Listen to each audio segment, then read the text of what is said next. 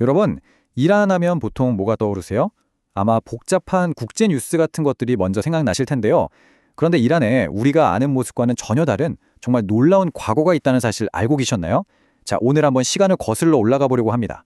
관용과 다양성의 상징이었던 고대 페르시아 제국이 어떻게 지금의 이란을 만들었는지 그 아주 흥미로운 역사를 파헤쳐 보겠습니다. 네, 바로 이 질문이 오늘 이야기의 핵심입니다.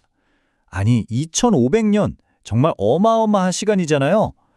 이렇게나 오래전의 제국이 어떻게 지금의 현대 이란을 설명할 수 있다는 걸까요?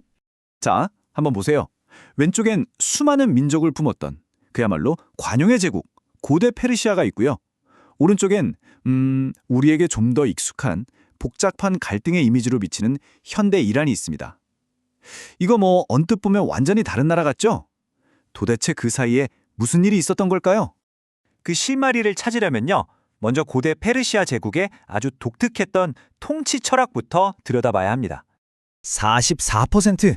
와, 이거 정말 믿기 힘든 숫자 아닌가요? 기원전 500년경에 페르시아 제국이 당시 전 세계 인구의 거의 절반, 그러니까 44%를 다스렸다는 거예요. 역사상 이런 규모는 정말 찾아보기 힘들죠. 그 말은 곧 이 어마어마한 제국을 유지하려면 뭔가 완전히 새로운 방식이 필요했다는 뜻이기도 합니다. 이 제국은 힘을 과시하는 방식부터가 달랐어요. 보통 정복자들은 뭘 새기나요? 전쟁에서 이기는 장면 같은 거잖아요? 그런데 수도 페르세폴리스의 입구, 만국의 문이라고 불렸던 곳의 벽에는 그런 게 없었습니다. 대신에 뭐가 있었냐면 28개 피정복 민족의 사절단이 평화롭게 선물을 바치는 모습이 새겨져 있었죠.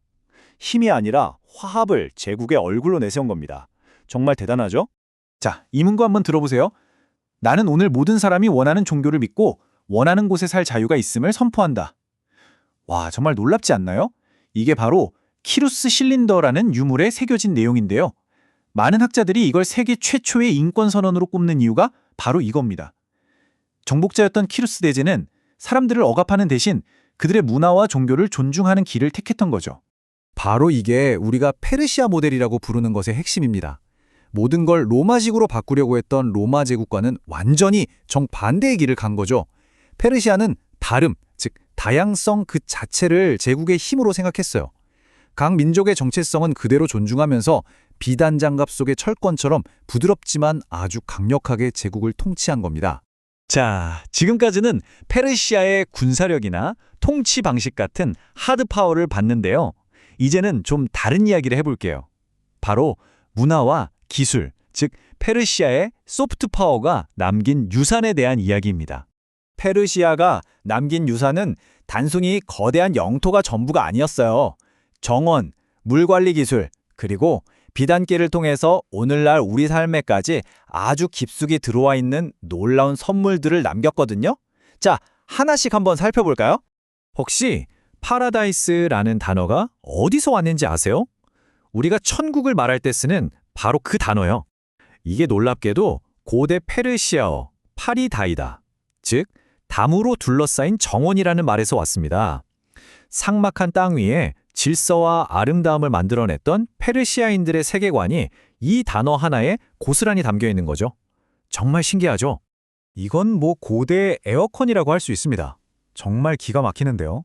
사막도시 야즈드에 있는 윈드타워라는 건데 놀랍게도 전기 하나 없이 오직 자연의 원리만으로 시원한 공기를 만들어냈어요. 원리는 이렇습니다. 높은 탑으로 시원한 바람을 잡아서 집 아래에 있는 물 위를 지나가게 해서 공기를 더 차갑게 만들고요. 집 안의 더운 공기는 자연스럽게 위로 빠져나가게 하는 거죠. 정말 똑똑하고 또 완벽하게 친환경적인 기술이었던 겁니다. 그리고 바로 이곳, 실크로드의 심장부였던 도시 이스파한이 있습니다. 여기는 말하자면 세계 최초의 공동시장 같은 곳이었어요. 동양과 서양의 상인들, 예술가들, 과학자들이 모두 이곳으로 모여들었고요. 서로 다른 종교를 가진 사람들이 아무런 문제 없이 어울려 살면서 찬란한 문화를 만들어냈죠. 그야말로 고대 페르시아의 관용 정신이 하나의 도시로 살아 숨쉬는 곳이었습니다. 그런데 말이죠. 정말 아이러니하게도 이렇게 찬란했던 관용과 혁신의 유산이 20세기에 들어서면서 아주 격렬한 정체성 충돌의 불씨가 되어버립니다.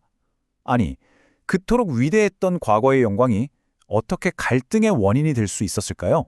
이 타임라인을 보면 그 극적인 전환이 한눈에 보입니다. 당시 팔레비 샤구광이 있었는데요. 이 사람이 이슬람이 들어오기 전에 그 위대했던 페르시아 제국의 유산을 자기 권력을 강화하고 나라를 서구화하는 상징으로 이용하기 시작한 거예요. 특히 1971년에 페르세폴리스에서 열었던 군주제 2500주년 기념식은 정말 어마어마하게 화려했거든요. 그런데 이게 전통적인 종교 세력에게는 엄청난 반감을 샀고 결국 이게 1979년 이슬람 혁명으로 터져버린 겁니다. 이 장면을 한번 보세요. 혁명 이후에 한 지지자가 페르세폴리스에 있던 고대 비문에서 19세기 왕의 이름과 왕 중의 왕이라는 칭호를 정으로 쪼아내고 있는 모습입니다. 이건 혁명이 과거의 군주제와 얼마나 필사적으로 선을 긋고 싶었는지를 아주 상징적으로 보여주는 거죠. 한때는 영광이었던 유산이 정치적인 도구가 되는 순간 이렇게 파괴의 대상이 되어버린 겁니다. 그리고 바로 여기서 국가 정체성의 근본적인 전환이 일어납니다. 예전에는 페르시아의 문화가 이슬람을 페르시아 스타일로 만들었다면 이제는 반대로 이슬람이 이란이라는 국가의 모든 것을 규정하는 중심이 되어버린 거죠. 자, 그럼 오늘날의 이란은 어떨까요? 고대 페르시아라는 아주 깊은 뿌리, 그리고 이슬람 공화국이라는 현재 사이에서 이 끝나지 않는 대화는 지금 어떤 모습으로 이어지고 있을까요?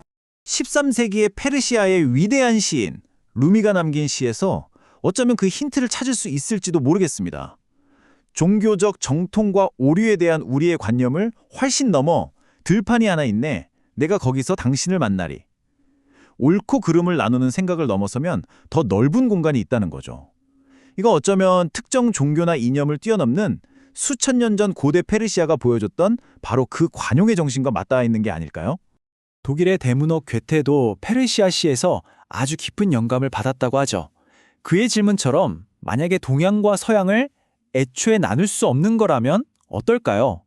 어쩌면 우리는 세상을 서로 분리된 조각들로 볼 게 아니라 깊고 복잡한 역사로 서로 얽혀있는 하나의 거대한 이야기로 봐야 하는 건지도 모릅니다. 그리고 이란의 이 역설적인 역사는 바로 그 사실을 우리에게 가장 극적으로 보여주고 있는 것 같습니다.